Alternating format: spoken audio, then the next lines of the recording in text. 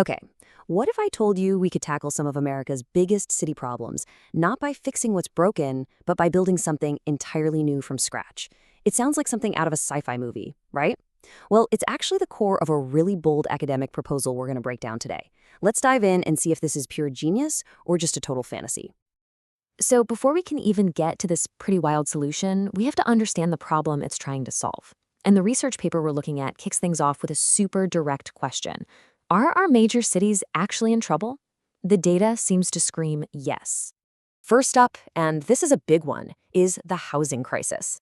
You look at places like San Francisco or Los Angeles, and the rents and home prices are just through the roof.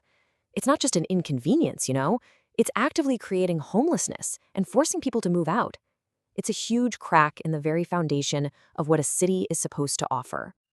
And then you've got the very bones of our cities. We're talking roads, bridges, public transport. So much of it is just old, crumbling, and desperately needs to be brought into the 21st century. The paper calls out cities like Detroit, which need these huge investments just to keep the basic systems running.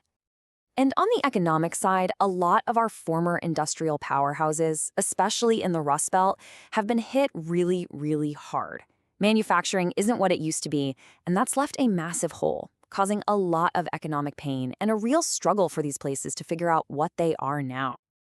All right, so when you've got problems this big, this deep-seated, the paper argues that just, tinkering around the edges isn't going to fix it. No, it calls for something way bigger, something truly audacious, a radical new solution. And here it is. This is the big idea. Build 10 brand new massive cities on land the federal government already owns. And these wouldn't be just any old cities, no. They'd be smart cities, designed from day one to avoid all the problems we just talked about. So, what in the world is a smart city? Well, think of it like a city with a digital nervous system. It uses technology and a ton of data to manage everything way more efficiently, from traffic flow and energy grids to public safety and even garbage collection. The whole goal is to create a city that's cleaner, greener, more responsive, and just a better place to live. A bold idea is one thing, but what's the actual plan? What does this look like on paper?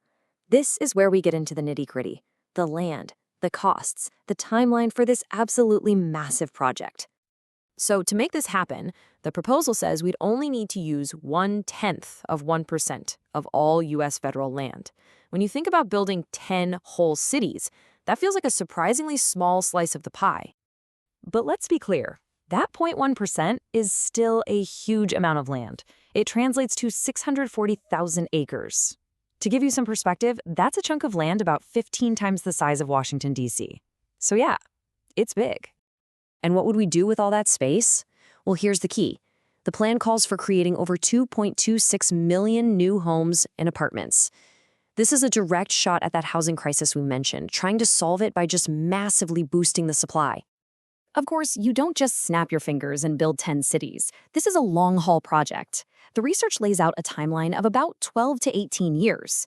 It starts with planning and getting the sites ready, then moves to building all the core infrastructure, then the actual buildings, and finally getting all the public services up and running. All right, let's talk about the price tag. The total estimated cost to bring all 10 of these cities to life is just over $1 trillion. That is a staggering amount of money. But let's take a look at what that kind of investment could actually get us. So how would these cities even be laid out? This zoning plan gives us a really good idea. You can see the priorities right away. A whopping 41% of the land is set aside for housing.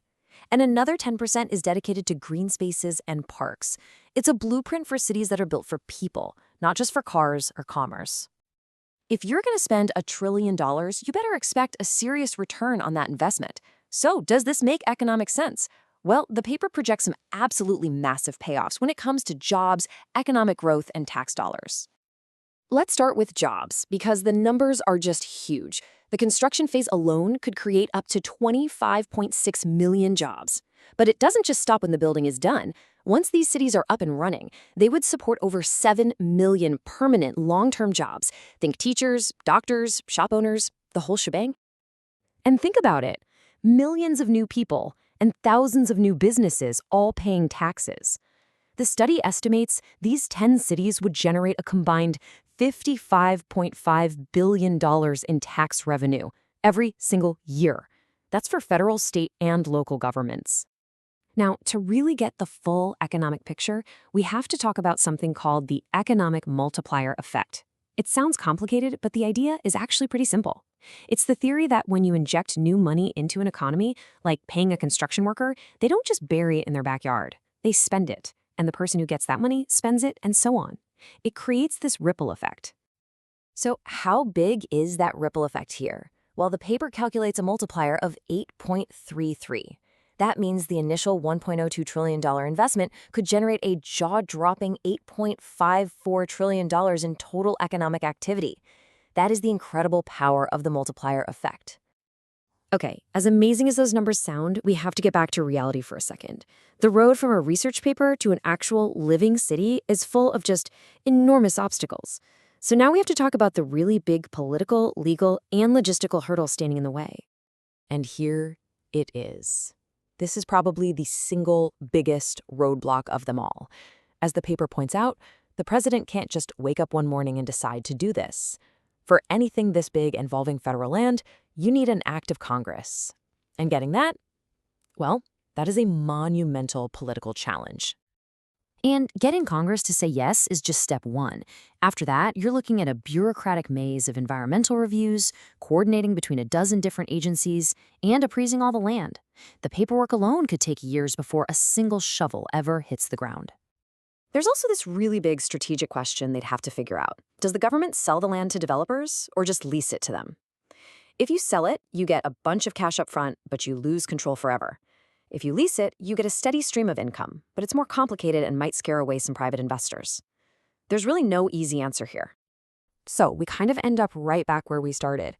On one hand, you have this incredibly detailed trillion-dollar blueprint that promises to tackle housing, create millions of jobs, and boost the economy on an epic scale. But on the other hand, the question remains, is a vision this huge even possible? Or will the path from paper to pavement just prove way too complex to ever navigate? That really is the multi-trillion-dollar question.